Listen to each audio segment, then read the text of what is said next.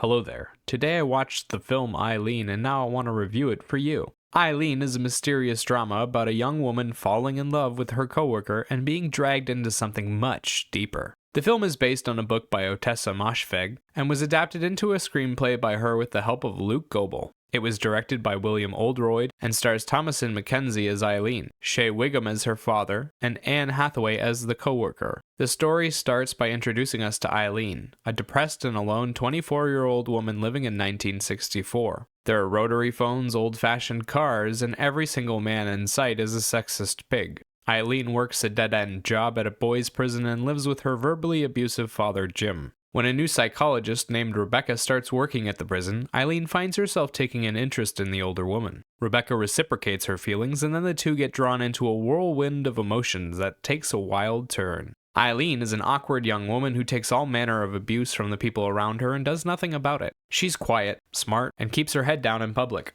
Her big flaw is her inability to control her repressed sexuality. Rebecca is her polar opposite. She's confident, charismatic, funny, and she's always dressed to the nines. When she shows up in Eileen's life, it seems like she has all the answers. The two are naturally drawn to each other and find themselves spending more and more time together. Outside of their relationship, we're introduced to a few supporting characters. A boy who killed his father, a few office workers, and we meet Eileen's father, Jim, a former police chief who became an alcoholic after his wife's death. He spends his days drinking himself into a stupor and threatening other people with his gun. When Eileen comes home, he finds himself doing everything he can to put her down. He's a quiet type of fowl that says horrible things to his daughter in a calm tone. The visual journey involves following Eileen through her daily life, working at the prison and taking care of her father at home. The story takes place in Massachusetts and involves a lot of basic sets. There's a prison, a couple of suburban homes, and a bar. Most of the film focuses on the emotional journey Eileen is taking with a few short blips of suicidal ideation and imagined murder.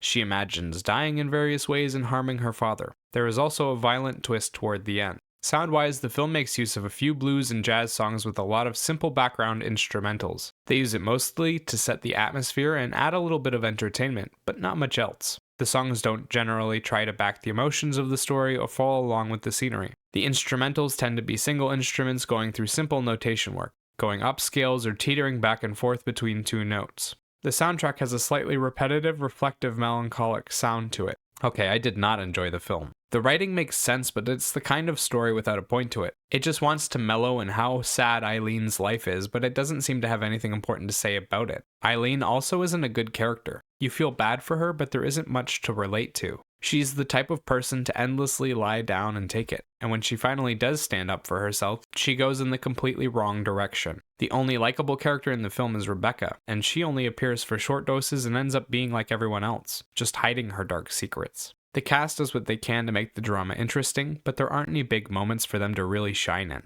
Thomasin McKenzie, Anne Hathaway, and Shea Whigham all do a wonderful job of their roles, but only get to do subtle emotional work. Little expression changes here and there, and no big emotions ever. Ironically, the best emotional performance in the film goes to a supporting character who gets to give an incredible confession later in the film. Marin Ireland is asked to do a crying speech in which she admits to fault and being a victim. It's a powerful moment in which you sympathize with her, but also hate her. Visually, the film is quite bland to look at, often poorly lit, and the only standout moments are the tiny little scenes of suicidal ideation and imagined murder. The main journey takes place inside two basic and lifeless-looking buildings and a prison, but they don't do much with the space. They spend a lot of time on Eileen's conversations, her quiet contemplation, and her bathing and grooming herself. None of it stands out as special, though. It just looks like we're following a young woman through her ordinary but sad life. Sound-wise, the film has the same problem. It's incredibly bland. It has one flavor to offer, and it's kind of a mix between mysterious and dour. It doesn't support the emotions at all, doesn't add all that much intrigue to the experience, and the songs were often quite repetitive.